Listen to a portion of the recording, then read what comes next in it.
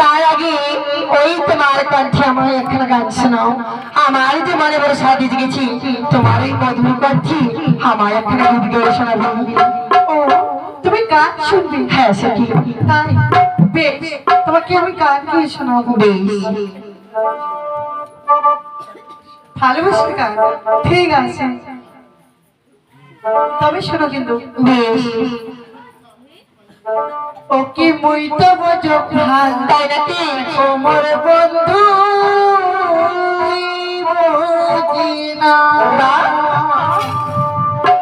অতি মইতে বোঝো ভাল আমার বন্ধু বোঝে না।